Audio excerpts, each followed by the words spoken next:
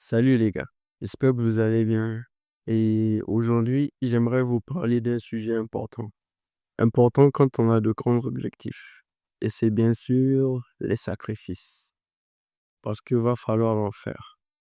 Et je le rappelle, le monde n'est pas un endroit assez fou pour récompenser des gens qui ne le méritent pas.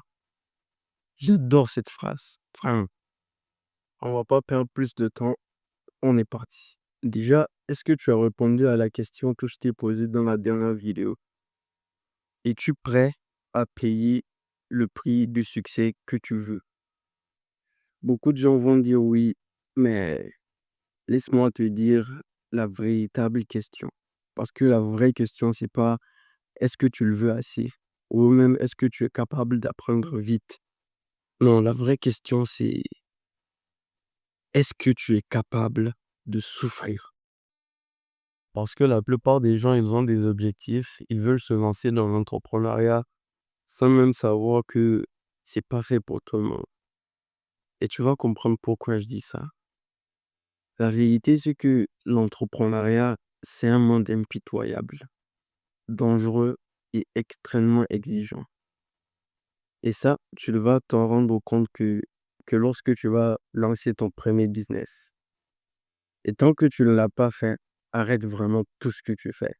Arrête tes business plans, tes planifications ou quoi. Tu te dis, je vais me lancer plus tard. Non, lance-toi le plus vite possible pour te confronter à la réalité. Et crois-moi, ce que tu vas voir, c'est vraiment pas ce à quoi tu t'attendais. Tout comme moi, lorsque j'ai pris ma première gifle dans l'entrepreneuriat, j'ai vraiment failli faire demi-tour, même avec ma détermination et tout, parce que je me suis rendu compte de deux choses. La première chose, c'est que je me suis rendu compte que je vais devoir me faire prendre aux amis. La peur, le doute et la douleur. Le stress, lui, il vient après. Et va falloir apprendre à les gérer au début. Parce que on a tous été, on a tous été programmés à cause des réseaux sociaux, dopamine et autres, à chercher la facilité, les récompenses instantanées. Et l'entrepreneuriat au début, c'est vraiment contre ça. Tu vois pas de résultats rapides. Va falloir constamment avancer sans voir de résultats. Et c'est ça le plus dur, parce qu'on est constamment habitué à ces pics de dopamine, en fait. Donc, au début, va falloir reprogrammer notre cerveau, une détox de dopamine. Ce sera difficile et ça prendra du temps. Donc, c'est ça mon conseil.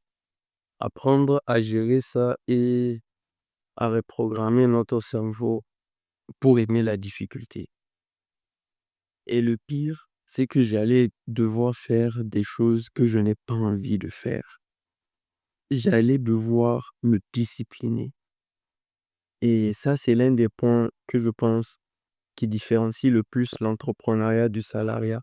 Parce que dans l'entrepreneuriat, il y a personne, t'as pas de boss qui va te dire quoi faire, et qui va sauver si tu as bien fait ton taf ou pas. Tu es seul, tu vas devoir faire ça tout seul. C'est ça le pire en fait. Parce que toi, tu vas pas savoir si tu fais bien ton taf ou pas, si tu as été productif ou pas. Il va vraiment falloir que tu mettes beaucoup d'énergie dans ça. Et ça, je pense que c'est très difficile. Juste le fait de faire des choses, te forcer à faire des choses que tu n'as pas envie de faire.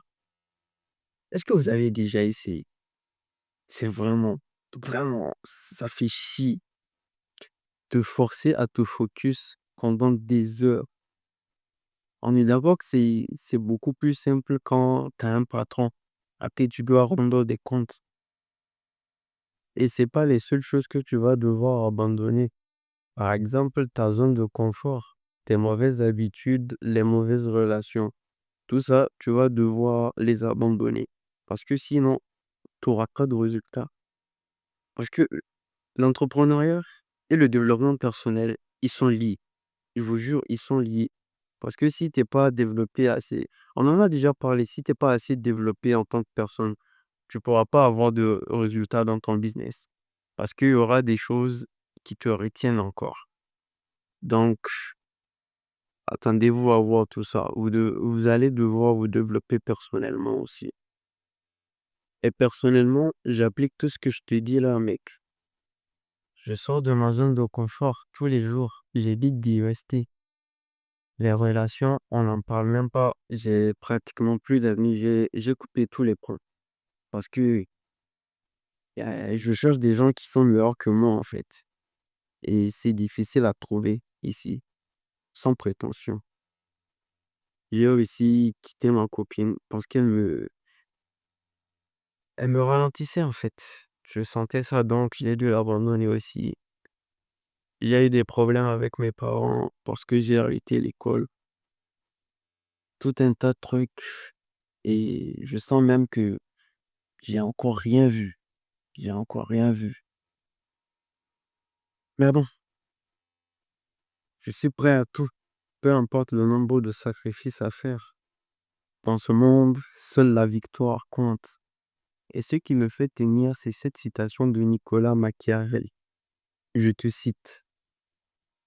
Accepte de passer pour stupide.